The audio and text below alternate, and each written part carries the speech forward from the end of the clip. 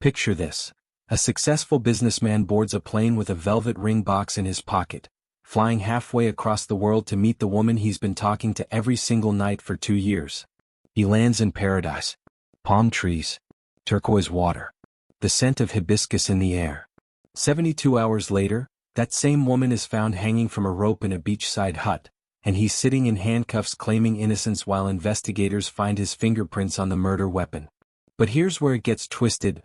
Nobody can prove whether she took her own life or whether the man who flew across an ocean to meet her became the man who ended it all. Before you make up your mind about what happened, ask yourself this: have you ever felt invisible? Have you ever loved someone so deeply that you ignored every red flag screaming at you to run? Have you ever been so desperate for acceptance that you'd risk everything, even your life, for one chance at happiness? Because that's exactly what she did. If you're watching from somewhere in the world right now, drop your location in the comments. And if this story sends chills down your spine like it did mine when I first discovered it, smash that like button, because we're about to unravel one of the most heartbreaking mysteries I've ever investigated. Her name was Ariel, 28 years old, born with achondroplasia, a form of dwarfism that shaped not just her body, but every single experience she'd ever had in this world. From the moment she could understand language, she understood cruelty. Children pointed at her in grocery stores. Teenagers took photos of her on public transit, posting them online with laughing emojis. Adults stared with a mixture of pity and discomfort, their eyes darting away the moment she caught them looking. But the worst part? The absolute worst part wasn't the strangers. It was the loneliness. While her friends fell in love, got married, built families, Ariel spent her 20s watching from the sidelines, convincing herself that romantic love simply wasn't written in her story. Every dating app match that ghosted her after seeing a full-body photo. Every man who seemed interested until his friends made jokes. Every relationship that ended with the same painful truth: you're great, but I just can't see a future with someone like you. Someone like you. Those 4 words carved deeper wounds than any childhood bully ever could. By 26, she'd stopped trying. She deleted the apps. She stopped going to social gatherings. She built walls so high around her heart that even she couldn't climb over them anymore. She worked as a freelance graphic designer, pouring all her creativity into digital art because pixels didn't judge her. Screens didn't recoil. Online she could be anyone. And that's exactly where she met him. His name was Daniel, 50 years old. A real estate developer from overseas with salt and pepper hair, a warm smile in his profile picture, and a way with words that made her believe in fairy tales again. Their first conversation started innocently enough. A comment on a design forum, a shared appreciation for vintage typography, an exchange of contact information. But then something shifted. The messages became longer, deeper, more vulnerable. He told her about his failed marriage, his loneliness in a big empty house, his yearning for genuine connection in a world that felt increasingly superficial. She told him about her art, her dreams of traveling, her love of sunsets and old jazz records. Notice something? She never mentioned her height. And he never asked. Some might call that deception. Others might call it self-preservation. Because for the first time in her entire life, Ariel was being seen for who she was inside. Not what she looked like. Not how tall she stood. Just her. And it was intoxicating. 2 years. 730 days of good morning texts and good night voice notes. Video calls that lasted until 3 a.m. Shared playlists and inside jokes. He sent her flowers on her birthday. She designed him a custom logo for his business.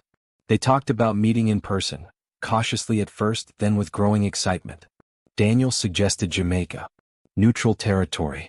A place neither of them had been. A romantic island where they could finally close the distance and see if the chemistry they'd built through screens could translate into reality. Ariel's heart raced at the possibility. But her mind whispered warnings.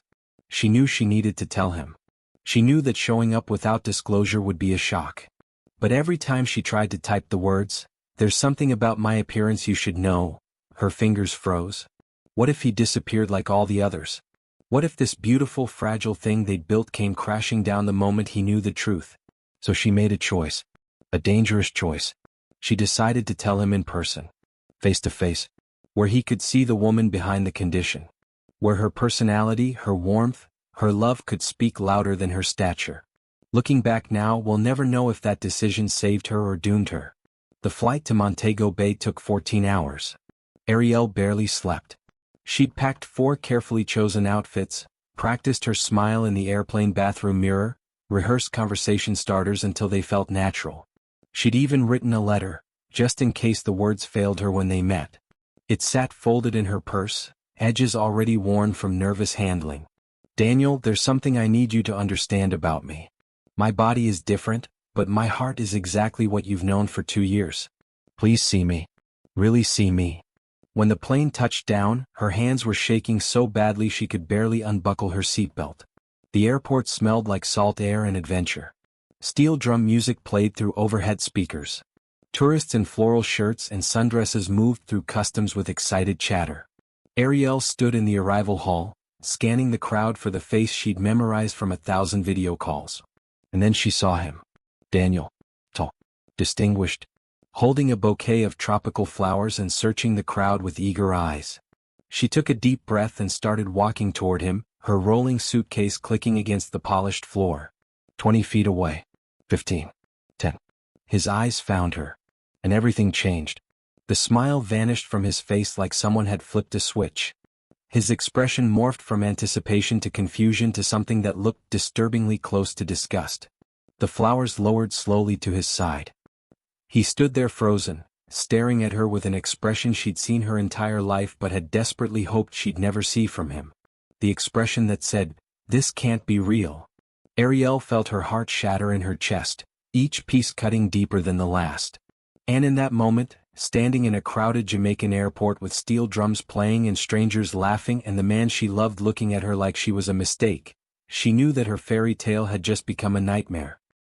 What happened in the 72 hours between that airport encounter and the moment authorities found her body swaying from a rope would determine whether this story ends as a tragedy of suicide or something far more sinister: murder.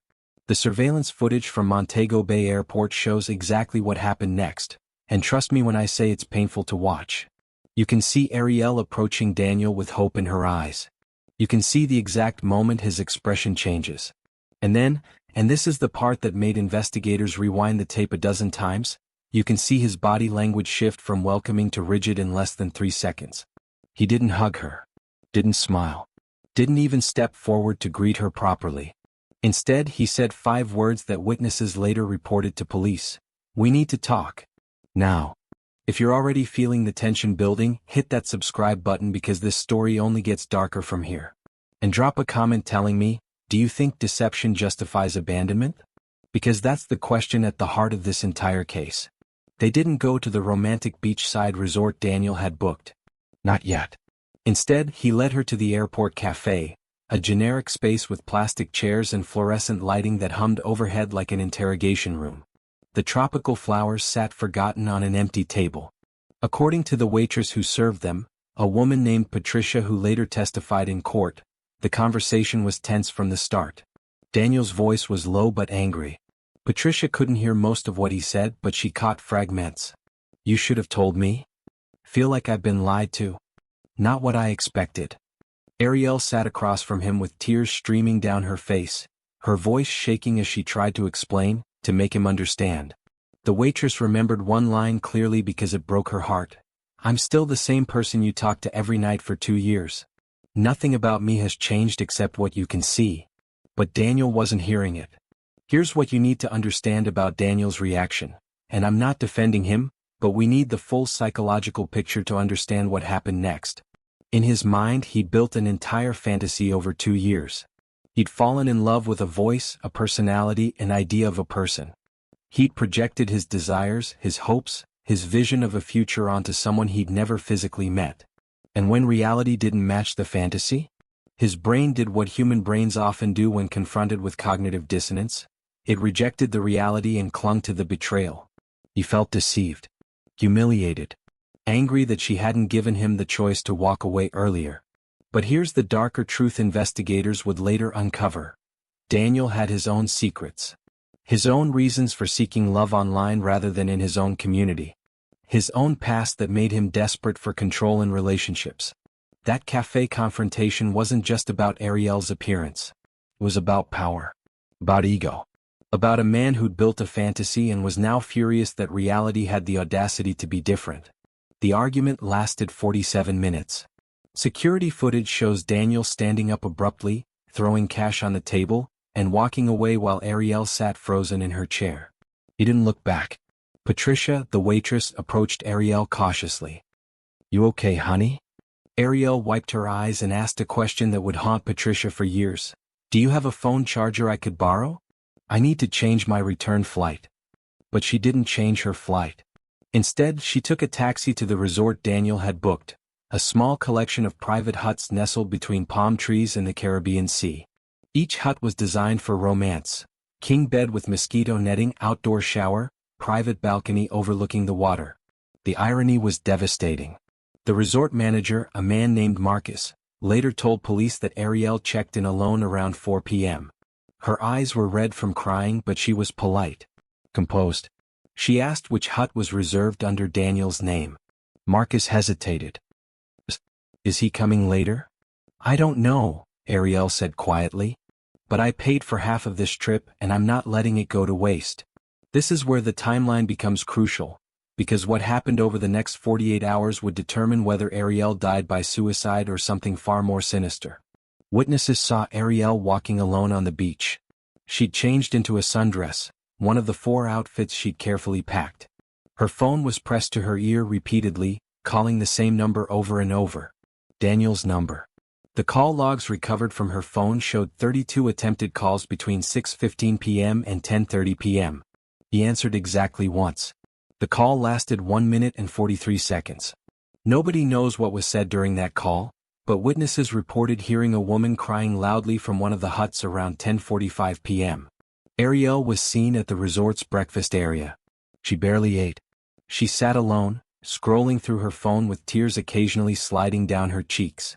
A British tourist named Jennifer approached her. "Are you all right, love?" Ariel smiled weakly. "Just heartbroken. But I'll survive. I always do." That phrase, "I always do," would become important later, because it suggested resilience, a pattern of surviving pain, not someone on the edge of ending it all. But then again, the strongest swimmers sometimes drown the quietest. Here's what investigators discovered that completely changed the trajectory of this case. Daniel never left the island. Despite telling Ariel at the airport that he was done and going home, his flight wasn't scheduled to depart until 3 days later. So where was he staying? Security footage from a hotel 6 miles away showed Daniel checking into a standard room at 5:47 p.m., roughly 2 hours after abandoning Ariel at the airport. But here's the kicker. His rental car GPS data, subpoenaed during the investigation, showed he drove past Ariel's resort. Not once. Not twice. 3 times over those 48 hours. Why would a man who claimed to want nothing to do with her keep driving past the place where she was staying? Was he checking on her? Feeling guilty? Or was something more calculated happening?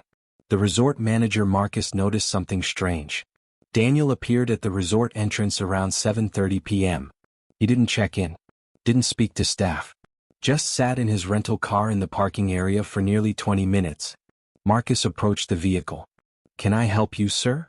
Daniel startled. I'm just thinking. About checking in? We have availability." "No." Daniel's voice was sharp. Then softer. "Is the woman in Hut 7 still here?" Marcus felt uneasy. "I can't give out guest information, sir." Daniel stared at the hut visible through the palm trees. Ariel's hut. The one they were supposed to share. Then he drove away. At 1:37 a.m., security cameras captured Daniel's rental car returning to the resort property. This time he didn't park in the main lot. He pulled onto a side road that provided access to the beach, and to the back entrance of Hut 7. The cameras show his headlights turning off. They show his car door opening. And then, nothing. The cameras don't have a clear angle on what happened next. 3 hours later, a resort housekeeper making her early morning rounds noticed Hut 7's door was slightly ajar. The sound of the ocean breeze made the door creak on its hinges, a sound that drew her closer. She pushed the door open and screamed. The human brain does something interesting when confronted with horror. It tries to make sense of chaos by focusing on small, irrelevant details. When Maria, the housekeeper, pushed open that door at 4:47 a.m., the first thing she noticed wasn't the body. It was the smell. Not death, it was too soon for that. It was the lingering scent of expensive perfume mixed with salt air and something else she couldn't identify. The second thing she noticed was how neat everything looked. Suitcase open but organized. Clothes folded. Passport sitting on the dresser like she'd been planning to leave soon. And the third thing, the thing that made Maria's knees buckle and her scream pierce the dawn silence, was Ariel's small frame hanging from a rope tied to the wooden ceiling beam, swaying ever so slightly with the morning breeze coming through the open window. Before we go further, I need you to understand something. What I'm about to describe isn't gratuitous, it's necessary. Because the details of how someone dies often reveal the truth about why they died. And in this case, every single detail became a weapon in the courtroom battle between suicide and murder.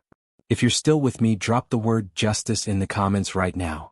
And if this story is making you feel something, anger, sadness, frustration, hit that like button because we're about to examine evidence that will make you question everything you think you know about this case. Maria's screams brought Marcus, the resort manager, running from the main office. He took one look inside Hut 7 and immediately called the Jamaican police. Within 20 minutes, the property was swarmed with local authorities, forensic teams, and investigators from the Major Crimes Unit. Lead Detective Raymond Gordon arrived at 5:43 a.m. He was a 30-year veteran of the force, a man who'd seen everything from tourist drownings to drug cartel violence. But something about this scene made him pause at the doorway. "Don't touch anything," he told his team. "Something's off here."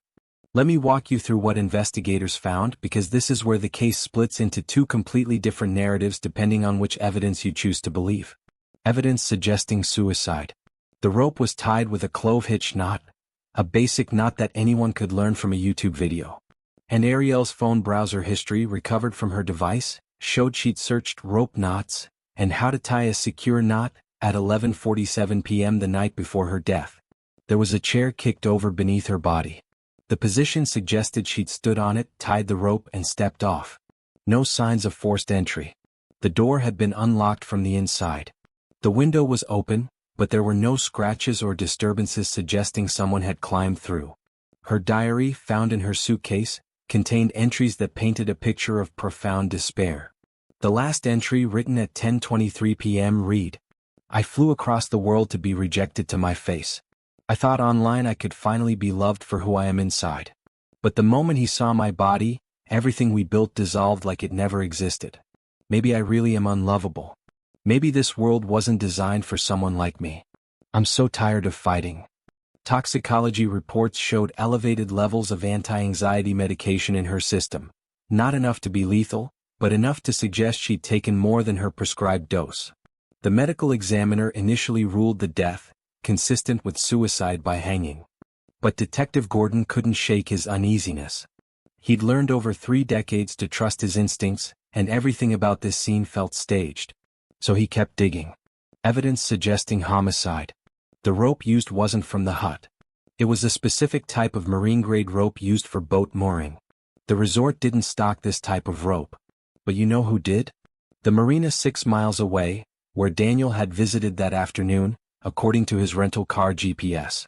When investigators tracked down the marina owner, he confirmed that a man matching Daniel's description had purchased 50 feet of that exact rope at 3:15 p.m. the day before Ariel's death. Said he was going fishing, the marina owner recalled. Seemed nervous though. Kept looking over his shoulder. The knot itself raised questions.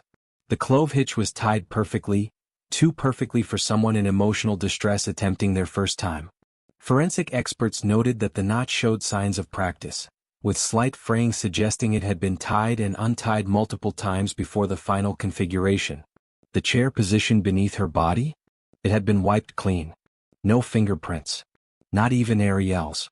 In a humid beach hut where fingerprints should be preserved on wood surfaces, this was highly suspicious. And here's the evidence that changed everything. Daniel's fingerprints were found on the rope. Multiple prints in multiple locations, including the section tied to the beam and the section around Ariel's neck. When confronted, Daniel had an explanation. "I went to check on her earlier that day. She was unpacking and the rope was sitting on her bed. I picked it up and asked her why she had it. She said she was going to use it to hang a mosquito net because the provided one had holes." Plausible? Maybe. But then investigators found the scratches. Daniel had fresh scratch marks on his left forearm and 3 on his neck, the kind of defensive wounds consistent with a struggle. Medical examiners determined the scratches were approximately 6 to 10 hours old when Daniel was arrested. They'd been inflicted sometime between midnight and 4 a.m., the exact window when Ariel died. Daniel's explanation? I scratched myself on a palm frond while walking on the beach. I couldn't sleep. I was processing everything. Investigators subpoenaed both phones. What they found was damning. Between 1:43 a.m. and 1:56 a.m., right around the time Daniel's car was parked near the hut, Ariel's phone showed activity. 3 outgoing calls to Daniel's number. He answered the third one. The call lasted 6 minutes and 11 seconds. Phone tower data confirmed both phones were in the same geographic location during that call. They weren't just talking, they were together. What was said during those 6 minutes? We'll never know for certain. But prosecutors would later argue that conversation was the moment everything went wrong. A couple staying in Hut 4, directly adjacent to Ariel's hut, provided testimony that shook the investigation. Liam and Rebecca, honeymooners from Canada, told police they'd heard arguing around 2 a.m. A male voice and a female voice. The male voice was aggressive, getting louder. I heard him say something like, "You made me look like a fool," Rebecca testified. And then she was crying, saying, "Please," over and over. It sounded like she was begging. Liam added, "I heard something hit the wall. Like furniture moving. Or someone being pushed. I almost got up to check, but then it went quiet. I thought maybe they'd worked it out. Now I wish I'd knocked on that door." At 6:15 a.m., while forensic teams were still processing the scene, Detective Gordon received a call from airport security. Daniel had arrived at Montego Bay Airport attempting to board the earliest flight out of Jamaica, a flight scheduled to depart at 7:30 a.m., a full day before his original booking. His suitcase was already checked. His boarding pass was in his hand. He was minutes away from leaving the country. When airport security approached him with Detective Gordon on speakerphone, Daniel's face went pale. "Sir, we need you to come with us. We have some questions about the woman you were supposed to meet." Daniel's response? 6 words that would be analyzed by lawyers, psychologists, and jury members for months. "I didn't do anything wrong to her." Notice what he didn't say? He didn't ask what happened. Didn't ask if she was okay. Didn't express shock or confusion. He went straight to defense. And that's when Detective Gordon knew this wasn't a suicide investigation anymore. This was a murder case. There's a specific moment in every interrogation where you can see the exact second a suspect realizes the walls are closing in. Their breathing changes. Their eyes dart. Their carefully constructed story starts to crumble. For Daniel, that moment came at 9:47 a.m. in a gray interrogation room at the Montego Bay Police Station when Detective Gordon slid a manila folder across the table and said 6 words. "Your fingerprints are on the rope." The color drained from Daniel's face like someone had opened a valve. Let me take you inside that interrogation room because what happened over the next 4 hours would determine whether Daniel walked free or spent the rest of his life in prison. Detective Gordon didn't rush.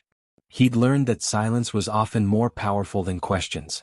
So he let Daniel sit with that information, watching as the man's mind raced through explanations, excuses, calculations. Finally Daniel spoke. "I told you already. I visited her earlier. I touched the rope when I was in her hut." Gordon leaned back. "What time was this visit?" "Around? I don't know. 6 p.m.? Interesting. Because the resort has no record of you checking in. Marcus, the manager, says you sat in your car for 20 minutes around 7:30 but never entered the property." Daniel's jaw tightened. I went to her hut through the beach entrance. The back entrance. Yes. The one with no security cameras. I didn't know that. I just didn't want to cause a scene at the front desk. Gordon nodded slowly. "So you avoided the main entrance, entered through an unmonitored entrance, went to the hut of a woman you just publicly rejected and humiliated, and touched the rope that she would later hang herself with. Do I have that right?" Daniel's lawyer, a local attorney named Marcus Pemberton who'd been hastily called, interjected, "My client doesn't have to explain his movements. He's grieving. He came here to meet someone he cared about and now she's gone. Unless you have evidence of a crime, this is harassment." Detective Gordon opened the folder and pulled out a photo. The scratch marks on Daniel's arm and neck, vivid red against his pale skin. "Explain these." Daniel touched his arm reflexively. I told you. Palm fronds. I was walking on the beach.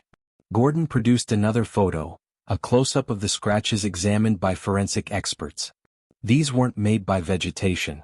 These are fingernail scratches. Human fingernail scratches.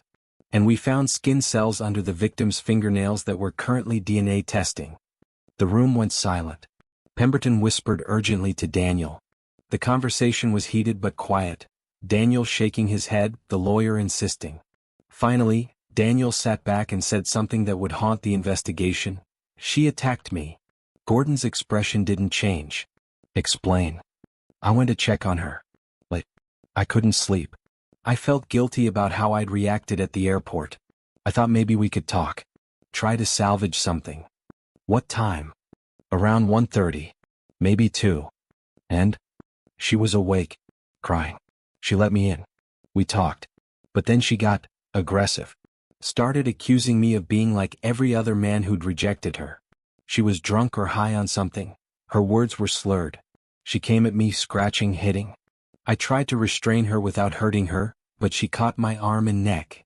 Then what? Then I left. I told her we needed space. I walked back to my car and drove back to my hotel. And you left her alive? Yes.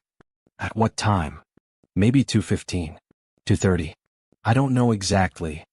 Detective Gordon let Daniel's story sit for a moment before methodically dismantling it. The couple in Hut 4 heard arguing at 2 a.m. They heard you say, "You made me look like a fool." They heard her begging. They heard something hit a wall. Their timeline matches yours, except they heard the confrontation end with silence, not with you leaving. Daniel's lawyer jumped in. Testimony from people woken in the middle of the night through walls in a foreign country? That's unreliable at best. Gordon continued. The phone records show Ariel called you 3 times between 1:43 and 1:56 a.m. You answered the third call. That call lasted 6 minutes. During that call, both phones pinged the same cell tower, meaning you were at the resort, not at your hotel. We talked while I was driving over. Cell tower triangulation puts both phones stationary at the resort location for the entire 6 minutes. Daniel's composure was cracking. Sweat beaded on his forehead. If your heart is racing right now, mine was too when I first went through these interrogation transcripts. Before we get to the shocking conclusion, do me a favor. If you believe justice should be served regardless of who someone is or what they look like, smash that subscribe button. And drop a comment telling me, do you think Daniel is guilty or innocent based on what you've heard so far? Here's what prosecutors believed happened based on the evidence. Daniel flew to Jamaica with expectations of meeting a woman who matched the fantasy he'd built over 2 years. When reality didn't match that fantasy, he felt humiliated, deceived, and angry. But he didn't just leave. His ego wouldn't allow it. He'd invested 2 years, money, emotions. He told friends and family about this romantic trip. He'd built his own fantasy of redemption, a lonely middle-aged man finding unexpected love. Ariel's appearance shattered that fantasy publicly, at an airport where people saw his rejection, his disgust, his cruelty. So he bought rope. He planned. He went back late at night when witnesses would be asleep. Maybe he intended to talk. Maybe to apologize. But when they argued, when she probably confronted him about his shallow cruelty, his rejection of her humanity, something snapped. The scratches on his arms and neck? Defensive wounds from Ariel fighting for her life. The phone call? Him calling from her phone after she was already dead, trying to establish an alibi that he'd left her alive. The staged suicide? A desperate attempt to make murder look like the inevitable end to a tragic life. But Daniel's defense team told a completely different story. Ariel was a deeply troubled woman with a history of depression and suicidal ideation. Her diary proved this. Her online searches for not tying proved premeditation. She'd lived her entire life facing rejection and cruelty. This final rejection from a man she'd loved for 2 years was simply the breaking point. Daniel was guilty of being cruel, yes. Of being shallow and heartless. But cruelty isn't murder. He went to check on her out of genuine guilt. She attacked him in an emotional breakdown. He left her alive and distraught, and what she did afterward was tragic but entirely her own choice. The fingerprints on the rope? Explained by his earlier visit. The defensive wounds? Explained by her attack on him. The early flight attempt? A man running from guilt and grief, not from a crime scene. The trial lasted 7 weeks. The Jamaican courtroom was packed every single day with international media, true crime enthusiasts, and advocacy groups on both sides. Some groups argued this was about violence against women, specifically violence against disabled women who face disproportionate rates of abuse. Others argued this was about false accusations against men who make dating mistakes. The jury heard testimony from forensic experts, psychologists, phone company technicians, resort staff, and witnesses. They examined hundreds of photos, text messages, phone records, and security footage. And on a humid Tuesday afternoon in July, after 14 hours of deliberation, they returned with a verdict. But before I tell you what that jury decided, I need you to understand something crucial. This case isn't really about one man or one woman. It's about how society treats people who are different. It's about the devastating consequences of cruelty. It's about the fine line between heartbreak and homicide. Because whether Daniel killed Ariel with his hands or with his words, one truth remains undeniable. She flew across the world to meet a man who loved her voice, her mind, her soul, until he saw her body. And 72 hours later she was dead. The verdict? That's where the story takes its final shocking turn, and where we learn whether justice was truly served or if a killer walked free. There's a specific sound a courtroom makes in the seconds before a verdict is read. It's not quite silence, it's the collective holding of breath. The rustle of fabric as people lean forward. The quiet creak of wooden benches. The almost imperceptible hum of anticipation that hangs in the air like electricity before a lightning strike. On July 23, in a Montego Bay courthouse packed beyond capacity, that sound filled every corner of the room as the jury foreman stood with a folded piece of paper in trembling hands. Daniel sat at the defense table, his expensive suit wrinkled from 7 weeks of trial, his face a mask of forced composure that couldn't quite hide the fear in his eyes. And in the gallery, Ariel's family, her mother, her 2 sisters, her elderly grandmother, held hands so tightly their knuckles had gone white. Before I tell you what that jury decided, I want you to think about something.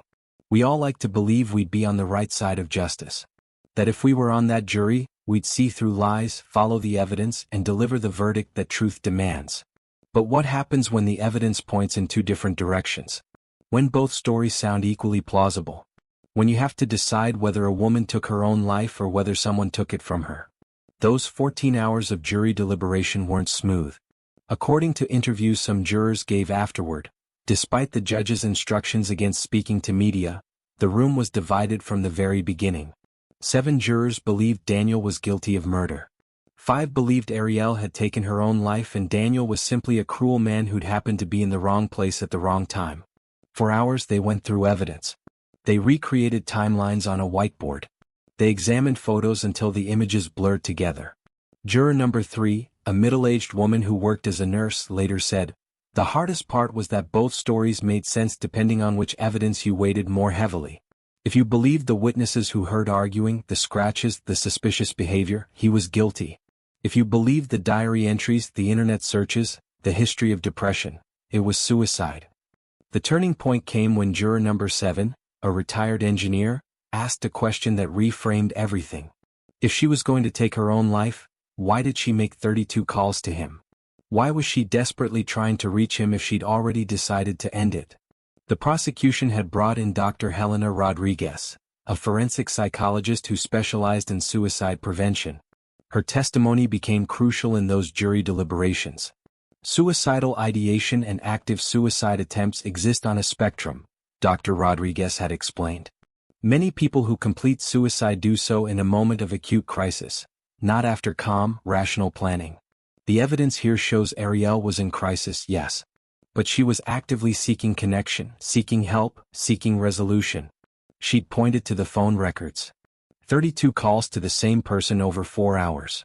That's not the behavior of someone who's made peace with ending their life. That's the behavior of someone desperate to be saved, to be seen, to be convinced they matter. The defense had countered with their own expert, Dr. James Mitchell, who argued, the calls could just as easily represent a desperate final attempt to restore the relationship before making an irreversible decision. Classic suicidal behavior includes reaching out one last time to those we love, hoping they'll stop us. To experts, Two completely different interpretations of the same evidence. The jury foreman cleared his throat. The judge, the Honorable Patricia Williams, nodded for him to proceed. In the matter of the state versus Daniel Whitmore on the charge of murder in the second degree, we the jury find the defendant. The pause felt eternal. Guilty. The courtroom erupted. Ariel's mother collapsed into sobs, held up by her daughters. Advocacy groups in the gallery raised fists in solidarity. Reporters rushed to file breaking news updates. Daniel's face went blank, not shocked, not angry, just empty. Like someone had unplugged something vital inside him. His lawyer immediately stood. "Your Honor, we intend to appeal." But Judge Williams raised her hand. "Mr. Pemberton, your client will have his opportunity. Right now, we're going to hear from the people whose lives were destroyed by the events of this case." Ariel's mother, Josephine, approached the stand with the help of a cane. At 63, she looked a decade older.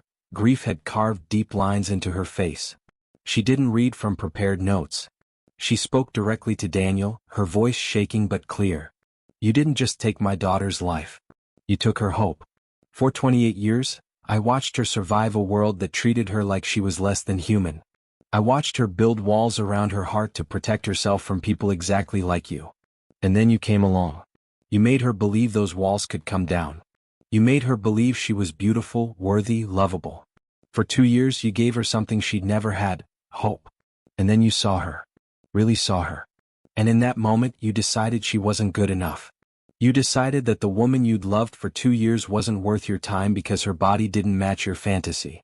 I don't know if you strangled her with that rope or if your cruelty strangled her spirit until she did it herself. But either way you killed my daughter." There wasn't a dry eye in the courtroom. Judge Williams turned to Daniel. "Does the defendant wish to make a statement before sentencing?" Daniel's lawyer whispered urgently in his ear, but Daniel shook his head and stood. What he said next shocked everyone. "I didn't kill her. I swear on everything I hold sacred, I didn't put that rope around her neck. But," he paused, his voice cracking, "but I did kill something. I killed her hope.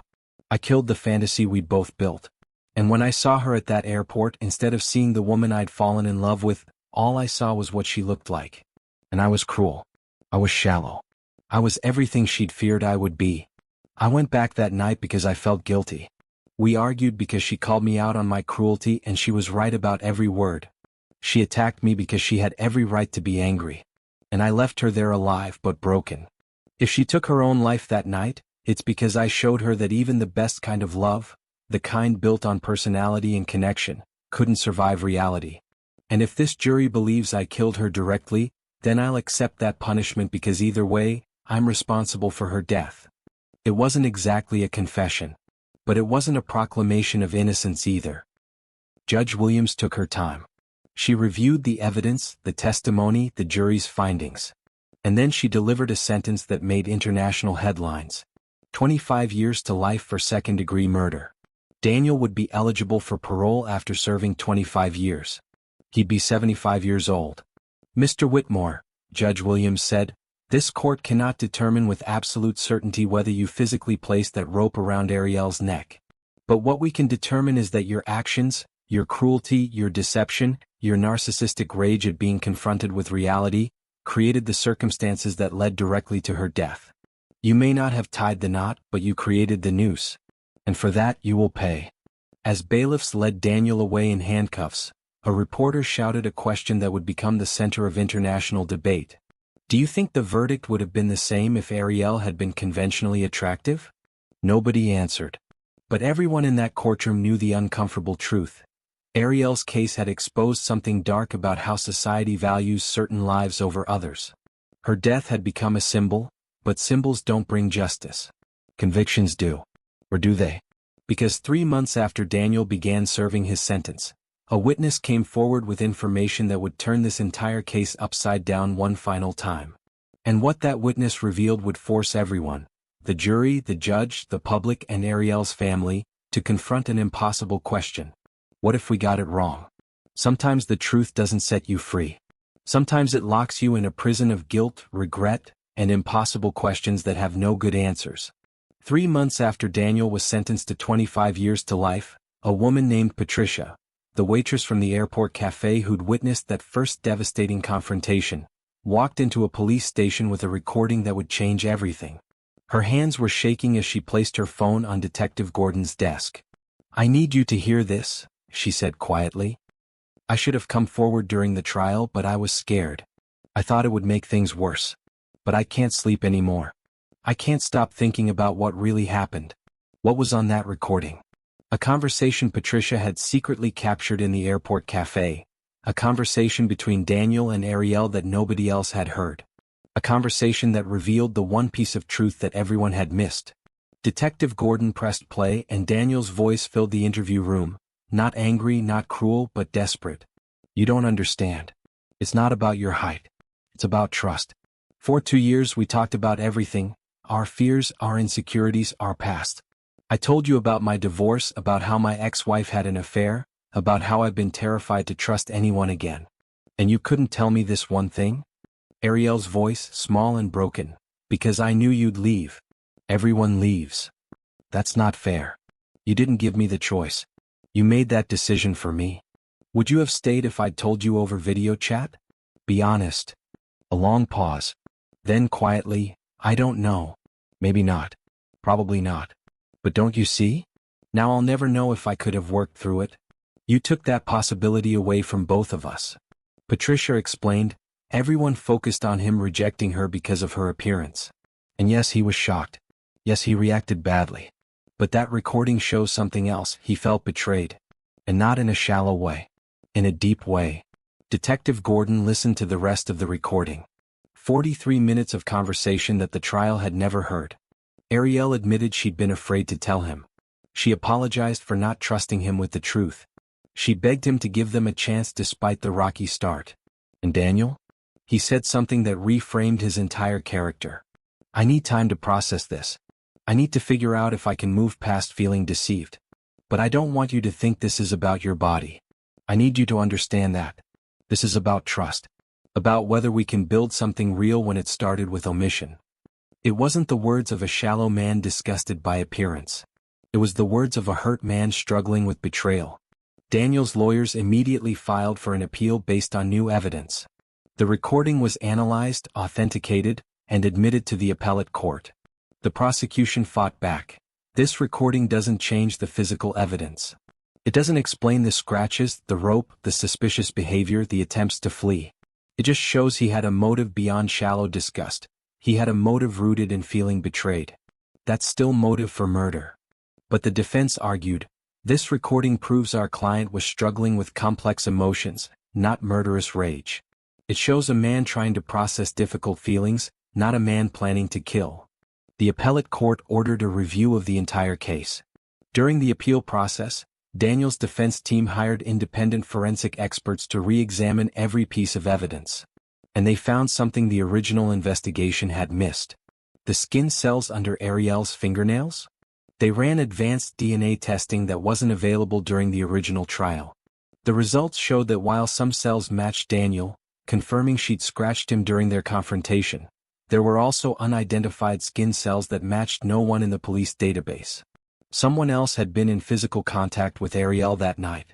The defense team also examined the rope more carefully. The marine-grade rope that Daniel had purchased from the marina? It had been 50 feet long. The rope found at the crime scene? Only 32 feet. Where were the other 18 feet? Investigators searched Daniel's hotel room, his rental car, the beach area. Nothing. The missing rope was never found. A new narrative began to emerge, one that was even more disturbing than murder or suicide. What if a third party had been involved?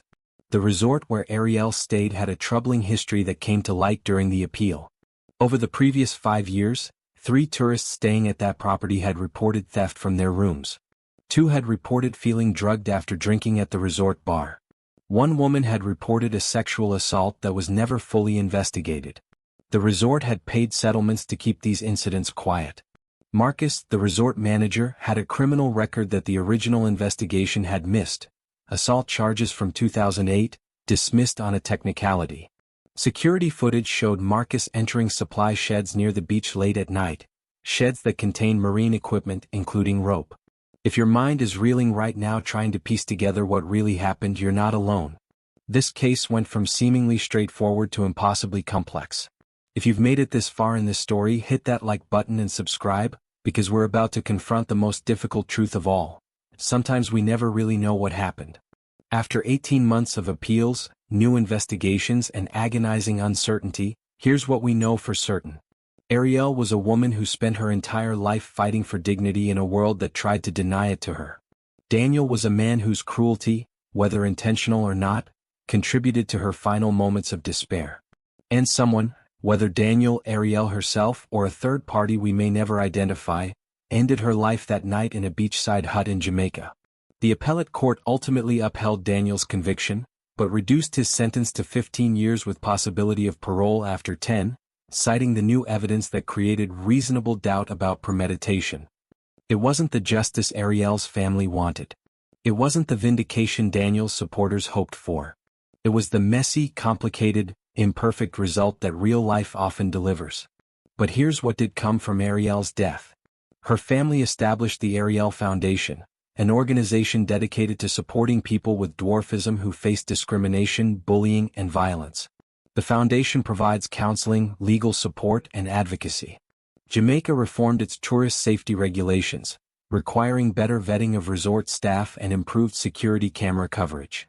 Dating platforms began implementing verification systems and safety features specifically designed to protect vulnerable users.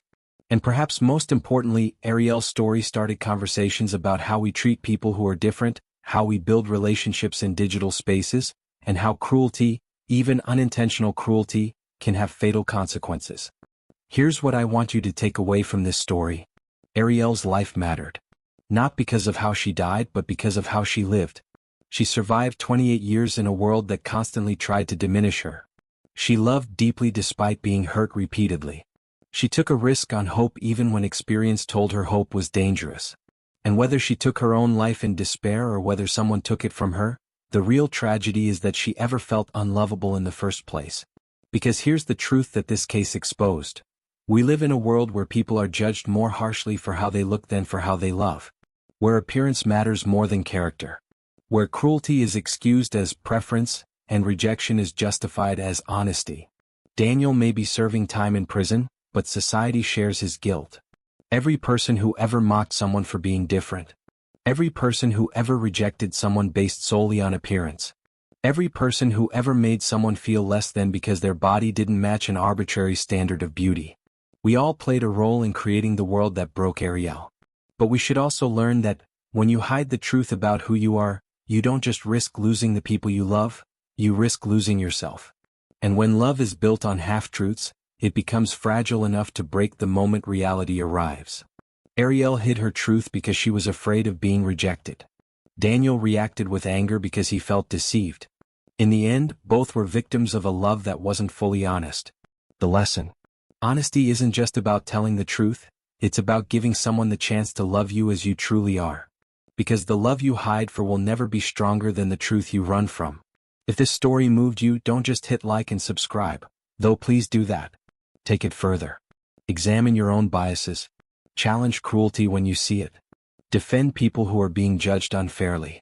Make the world a little kinder than it was before you heard Ariel's name. Because the best way to honor her memory isn't with tears or outrage. It's by making sure no one else ever has to feel the way she felt in those final moments. Alone, rejected, and convinced they don't deserve love. Drop a comment telling me, what will you do differently after hearing this story? And remember, true crime isn't entertainment. It's evidence of the world we've built, and a challenge to build something better. Rest in peace, Ariel. Your story will not be forgotten.